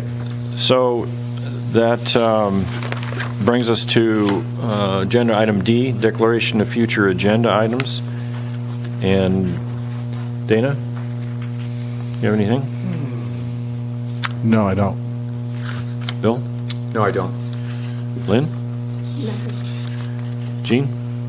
Well, I don't know if it's an agenda item or not, but one of the concerns I've seen down at the Rock, and I'd be the last person to encourage striping or asphalting it, but I've seen an increase of motorhomes that are parking sideways and I've seen up to 4 in a row taking up 150 feet of parking space. And I don't know how we can handle that. And I hate to see more signs up, because sign, everywhere there's a sign. But it'd be nice if they didn't just take up the whole area there. I could see this getting progressively worse. So I don't know if that's an agenda item or... I wouldn't say it's an agenda item. I can say it's an informational item I'll take and pass on to patrol staff. So you're talking about people on the front row, probably? Yeah. Just going pulling sideways so they can put up their awning and have a nice view Oh, of the world. beach, yeah. Okay. Yeah, I mean, there's nothing enforceable down there that says you got to park one way or another. We can try to get people to not do that. Has that ever come up before? We've seen it on occasion. Obviously, it's never come up in front of the Harbor Advisory Board.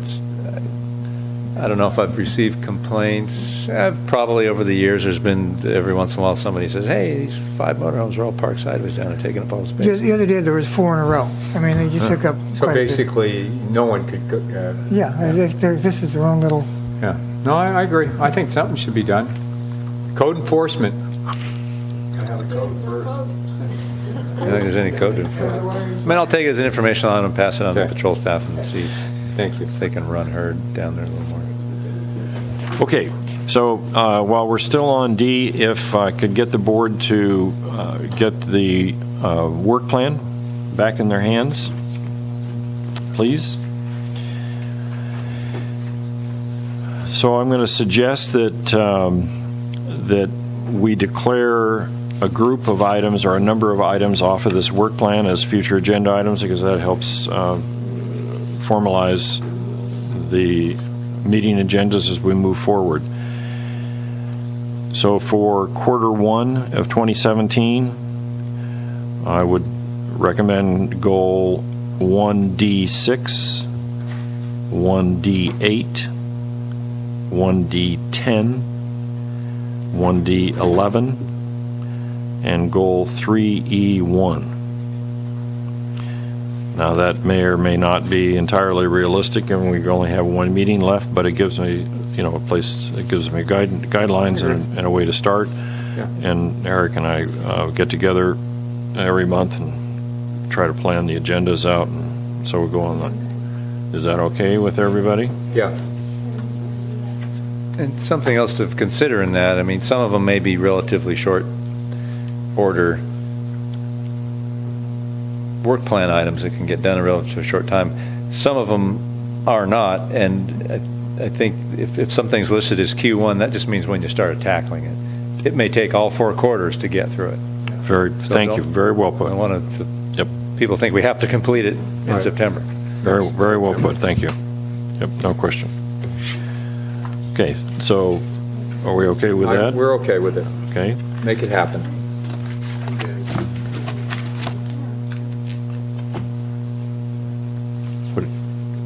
How you doing over there? You lost a sheet? Yeah. Here.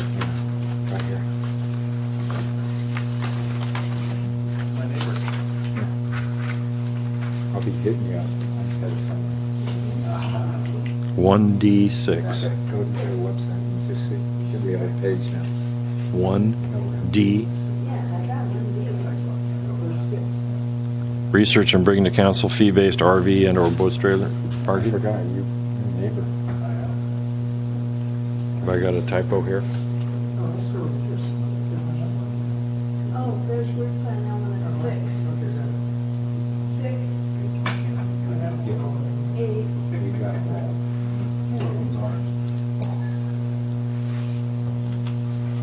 Interesting. It's a different name than your last name. How you doing? Okay, all right. And then for Q2 2017, transferring existing GPS coordinates of the harbor mooring, that's already been declared. No, actually, that's not true. It was a discussion item, so I'd like to declare that one. In Q2, transfer existing GPS coordinates of harbor mooring anchor blocks to the city's GIS mapping program. And that you'll not find that on there. Oh, okay, thanks. Oh, thank you. Okay, thanks. An update also in Q2, an update and current report from the Morro Bay Community Quota Fund. And going back to your matrix, goal 1D3, 1D4, and 4D.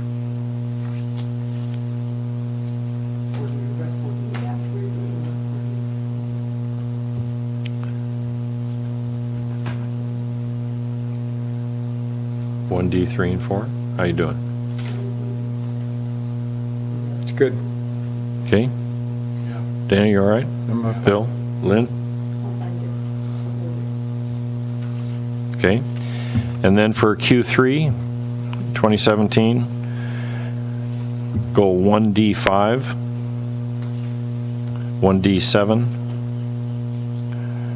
and 1D12.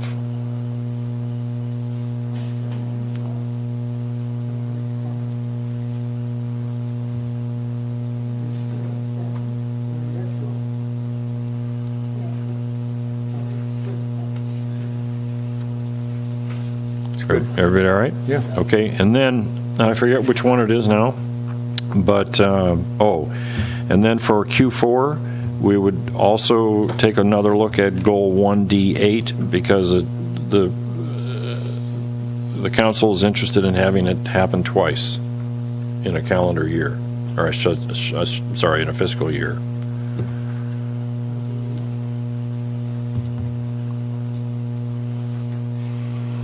Movie night at the Rock. Okay, so that would be also, it would be 1 and 4. Okay? First and fourth, yeah. Okay? Okay. Everybody all right? Conceptually, everybody okay with this? Yeah. Okay, so why don't I entertain a motion? I'd like to entertain a motion to accept your recommendation as stated. Okay, second? Okay, moved and seconded. Discussion? All in favor? Aye. Opposed? None? Laurie, I will give you I'll give you all this. Okay. All right. That's it? That's it. Motion to adjourn? Do I hear a motion to adjourn? I'll make that motion. Okay. Second? Lynn? Yeah. Thank you. Okay. Any discussion? None? All in favor? Aye. Opposed? None? Thank you.